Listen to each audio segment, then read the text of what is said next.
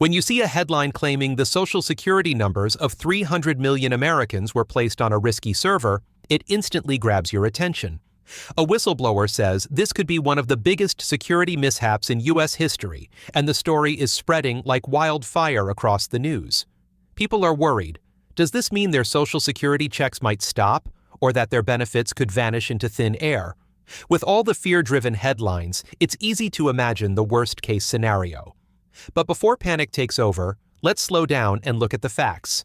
In today's video, I'm going to break down exactly what this whistleblower complaint says, why it's creating so much curiosity and concern, and most importantly, why your Social Security, SSI, SSDI, or survivor benefits are safe.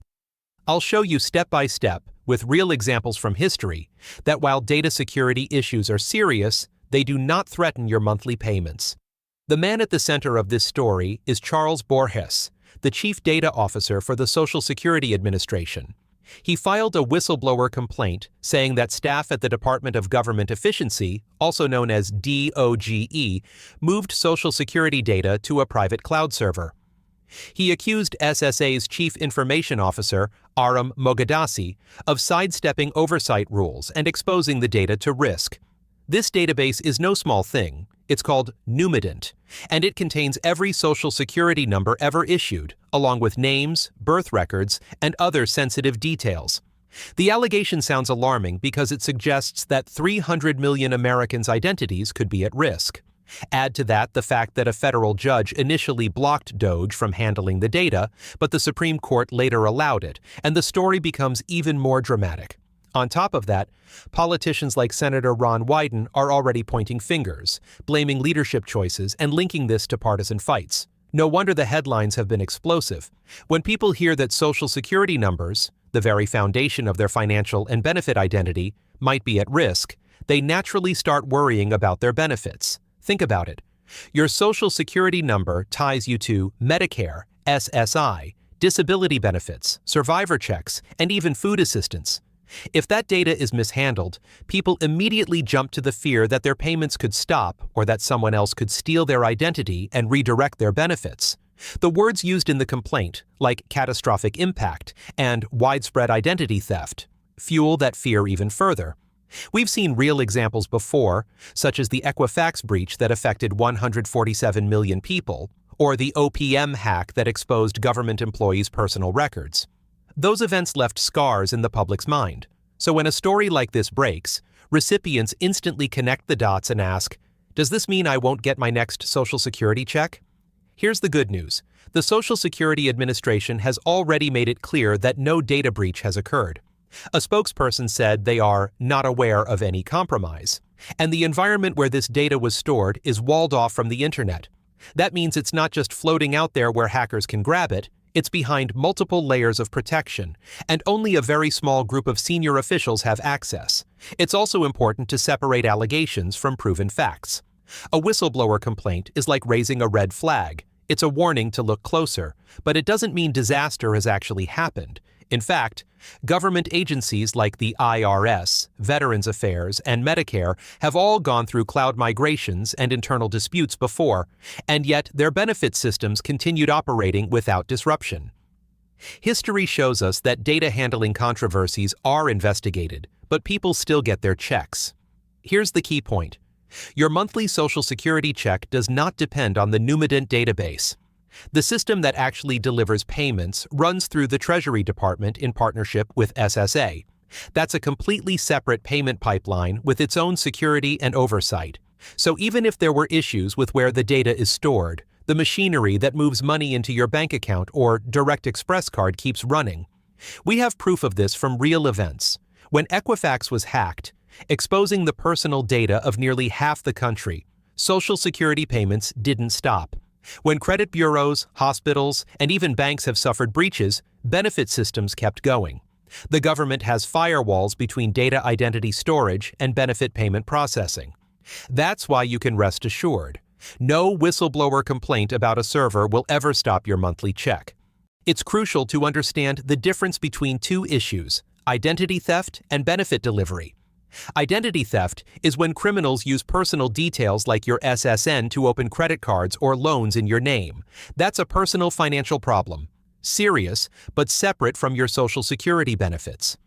Benefit delivery, on the other hand, is governed by law and managed by the Treasury, ensuring your check arrives no matter what. For example, back in 2015 when the U.S. Office of Personnel Management was hacked, millions of federal workers had their personal data stolen. It was a nightmare for identity protection, but those workers still got their retirement and payroll checks on time. The same would apply here. Even if the worst-case scenario of identity theft were to happen, Social Security recipients would still receive their entitlements. The government cannot and does not suspend benefits because of a database dispute. Another reason you can feel safe is the multiple layers of oversight built into the system. Whistleblowers like Borges don't make these claims and walk away. Congress, the Office of Inspector General, and independent watchdogs all investigate and demand accountability. This means any questionable move is scrutinized at the highest level, which is exactly how government systems are designed to protect beneficiaries. Even in this case, the Supreme Court ruling allowed DOJ certain access, but lawmakers are already responding, and the SSA spokesperson confirmed continued oversight. Past examples prove this. When Medicare's billing systems were investigated for vulnerabilities, payments still went out, and safeguards were added later. Oversight ensures that even when disputes break into the open, they don't affect people's benefits. The truth is, stories like this make powerful headlines. 300 million Social Security numbers at risk sounds terrifying, and the media knows that fear grabs attention. Add political battles, with some blaming Trump allies, others pointing at Democrats, and it becomes a perfect storm for sensational coverage. But the reality is often far less dramatic than the headlines suggest. We've seen this before. Remember Y2K? News outlets predicted that government benefits, Social Security checks, and bank accounts might all stop working at midnight on January 1, 2000. Yet when the clock struck, SSA payments went out without delay. The hype was bigger than the actual impact. This current whistleblower story feels very similar. High drama in the media, but in reality, the systems that pay benefits are still functioning as usual. Now, here's what you should really focus on. First, be cautious about scams. When stories like this break, criminals often use them as a hook for phishing emails, texts, or calls.